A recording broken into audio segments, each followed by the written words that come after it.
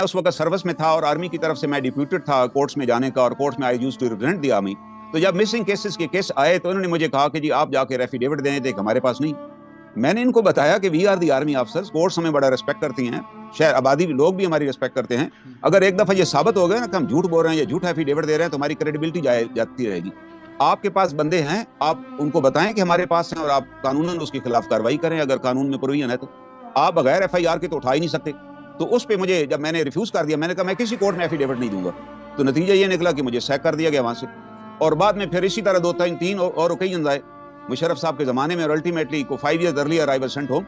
میں جب باہر آیا تو again I selected these cases of missing person because I knew this thing is illegal practice. تو اس کے اوپر پھر انہیں ایک دفعہ مجھ پہ اٹیک کیا، ایک دفعہ میرے بیٹے پہ اٹیک کیا، ایک دفعہ میری گاڑی جلا دی گئی. تو پھر ایک سیریز ہے جو آج تک جاری ہے. In between I went missing from my residence. وہ بھی باجوہ صاحب کا کارنامہ تھا.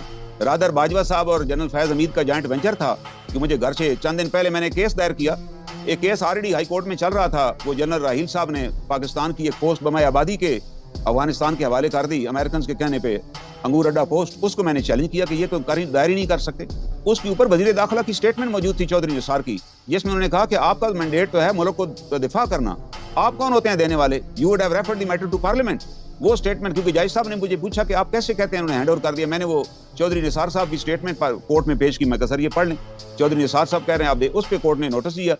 پھر بعد میں آسم باجوہ صاحب کو جب سی پیک کا چیئرمین بنایا گیا تو آئی اگین چیلنج اٹ کہ ان کے خلاف بھی کیس ہے، کیونکہ انہوں نے ٹویٹ کی تھی کہ ہم نے تعلقات بہتر بنانے کے لیے ہینڈ اوور کیا. میں نے کہا پارلیمنٹ موجود بیٹھے ہیں، آپ کون ہیں تعلقات بہتر کرنے والے؟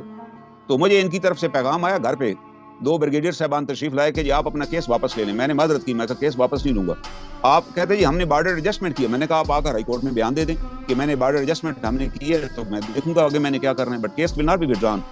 تو نیکسٹ ڈے اوپر سے ان کی ایکسٹینشن والا ایشو بھی تھا. اس میں میرے پہ ایک الزام یہ تھا کہ میں نے وہ کتاب پیش کی تھی سپریم کورٹ میں جب ان کی ایکسٹینشن کا کیس چل رہا تھا. تو انہوں نے وہاں کے اٹارنی جنرل نے کہا کہ جی آرمی میں تو جنرل کی ریٹائرمنٹ کی ایج ہی نہیں مقرر، وہ جب چاہیں ریٹائر ہو جائیں. انہوں نے کہا یہ راحیل صاحب کیسے ریٹائر ہوتا ہے؟ تو انہوں نے خود ہی کہہ دیا تھا ریٹائرنگ، ہمارے پاس کوئی رولز ریگولیشن نہیں ہے ریٹائرمنٹ کے بارے میں. تو I was present in the bench. تو میں نے وہ بک پیش کی آرمی رولز ریگولیشن کی. میں کہا سر اس میں تو جنرل کی ڈیٹ مقرر ہے، he has to retire today, آج ان کا لاسٹ ڈیٹ ہے. تو اس پہ انہوں نے کہا جسٹس کھوسر صاحب نے انہوں نے کہا بھائی ہمیں کتاب مل گئی اور کتاب میں سب کچھ دیا ہوا ہے. پھر ان کو وہ قانون بنوانا پڑ گیا جو کہ میں سمجھتا ہوں انجسٹیفائڈ ہے. قانون کیسے بن سکتا ہے جب میری آج لاسٹ ریٹائرمنٹ ہے تو مجھے تو گھر جانا چاہیے. تو وہاں سے یہ شروع ہوا مسئلہ. تو ان کو یہ ہمیشہ اپریہنشن رہی اور اس کے اوپر مجھے اغوا کر لیا گیا. I remain with them for 37 days. لیکن الحمدللہ ہائی کورٹ میں مرزا وقاص صاحب تھے، انہوں نے وہ ججمنٹ دی. It is a historical judgement کہ no civilian can be arrested and no civilian can be tried by the army authorities. اور this judgement was maintained by the supreme court. لیکن بدقسمتی یہ ہے کہ ان دونوں ججمنٹس کے باوجود آج بھی لوگوں کو اٹھایا جا رہا ہے.